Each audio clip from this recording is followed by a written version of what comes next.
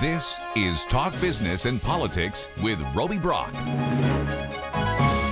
Joining me now, John Brummett, columnist with the Arkansas Democrat-Gazette. Good to see you, sir, at the beginning of the week. Another good week, a pretty day. Good to see you.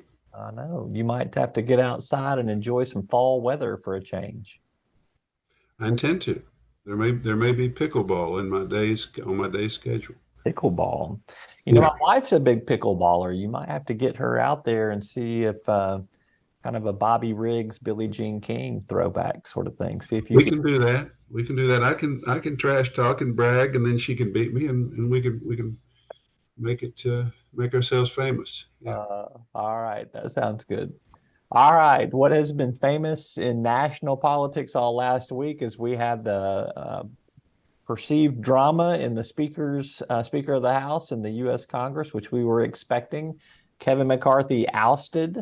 In the meantime, we've had Trump's name floated as an interim Speaker of the House, which has been pushed aside. We had a potential power sharing agreement between Republicans and Democrats was floated, but it looks like it is going to be a Jim Jordan versus Steve Scalise race at this point, with Jim Jordan perhaps likely with an advantage. Where do you see this going? I see that your guest yesterday, Republican State Chairman Mr. Wood, predicted it would be Jim Jordan, largely because he has Trump's endorsement. He also dismissed the lectern story as a manufactured story. But I was distressed by that. I was distressed by the notion that Steve Scalise, who is about as hard right as you can get, would be insufficiently hard right to compete with Jim Jordan. Nothing good is going to, in terms of improving the temperament and behavior and production of the House, is going to come from this. I'm still, it's just a pipe dream, but the Democrats could spare a few votes and vote in bloc with a moderate Republican member of the Problem Solvers Caucus, and make that Republican speaker and isolate on a meaningless backbench these right wingers. But nobody can afford to do that in contemporary politics because there's so much hatred for the other side and so much fear of repercussion on your side. Meantime, we may need a functioning House of Representatives in the next few days because of the war in Israel and supportive action that the nation might need to take. And if indeed the choices are flamethrower Scalise versus bigger flamethrower Jim Jordan, that doesn't portend well in terms of a House that can work with the Senate and reflect some sort of solution. And it ties up Ukraine funding at a time we're going to be entering into funding for Israel, perhaps, military assistance.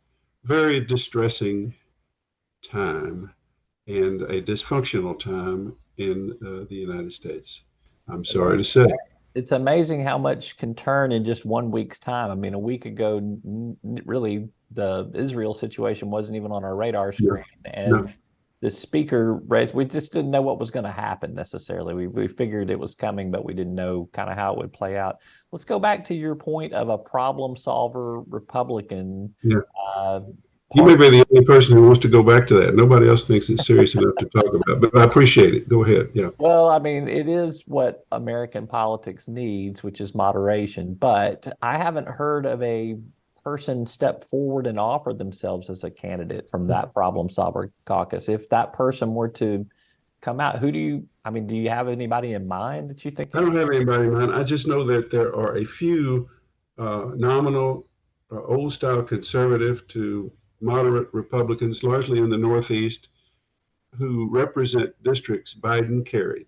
There are about 30 of them with 32 Democrats in this problem solvers caucus. They met earlier, and the Republicans on problem solvers wanted the Democratic moderates to join them in saving McCarthy, because after all, in this case, he had done the right thing, engaged Democrats to pass a budget, but the Democrats couldn't. They would get risked repercussion. And so they couldn't get that done. So this idea that now a greater sum of Democrats could vote not pro forma, as they're going to for their leader Jeffers, and vote for a Republican member of the problem solvers from a Biden carried district, the idea that such a Republican would risk a repercussion in his own party doesn't exist. The idea that most of the Democrats could join and vote, could go back home and run for re-election having voted for a Republican speaker. There was a time when that kind of thing might have been done. It is the kind of thing that would solve this problem. We wouldn't pass any strong policies either way, but we would have a functioning, less dramatic House of Representatives. But it's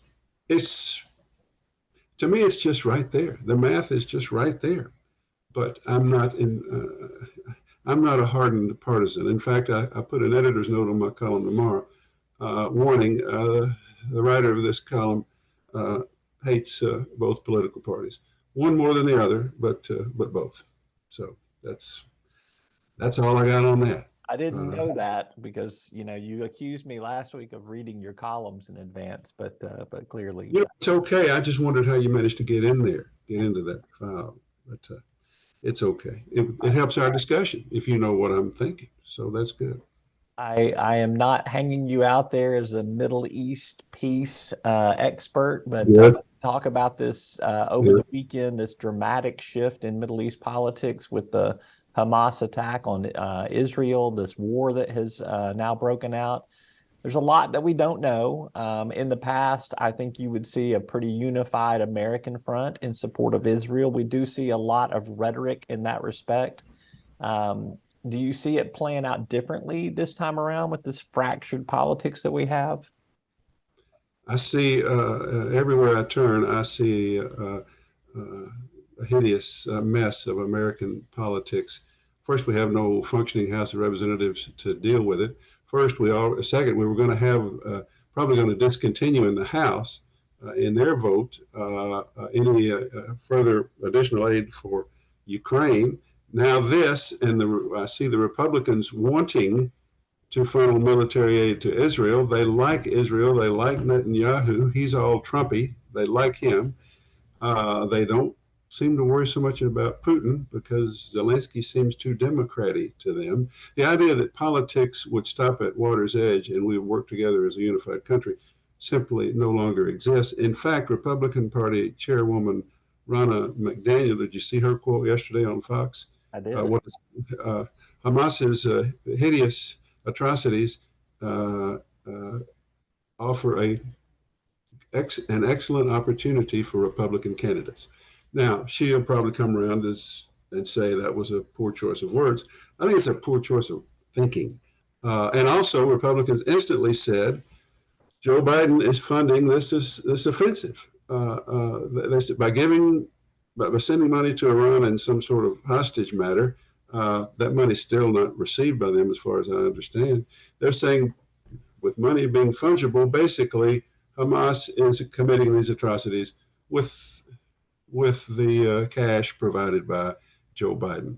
This kind of instant rush to overheated blame to America rather than to say, the really bad guys are Hamas, the really bad guys Putin, that's relatively new in our politics and simply reflects the decline in our political functioning that I'm sorry I keep talking about, but it just keeps rearing its head. You brought up the lectern saga that Governor Sarah Sanders has not been able to put behind her yet. The Wall Street Journal out with a story just this morning about it. We are going to get probably a legislative audit of it this week. Is that still your expectation? Senator Hickey's proposal for it seems to be, I haven't heard anybody who's against it. I've heard mildly supportive ideas from the Audit Executive Committee people. But most important, I've heard the governor herself, about the only thing she said on this of a definitive nature is let's get on with this audit. So I think by popular demand, by acclamation, we should get this audit and turn these sticklers for numbers and facts and studious types working there in that corner office of the Capitol loose on this matter. So yeah, I think we're to the point where if legislators rose up at this point and said, we don't care that this interests the Wall Street Journal and the Washington Post and is looking like a real story. We're going to not look into it. I don't think that would be politically tenable. So I think there will be an audit, and I look forward to it. All right. He's John Brummett, columnist with the Arkansas Democrat Gazette. Always good to get your take. And always good to talk to you. See you.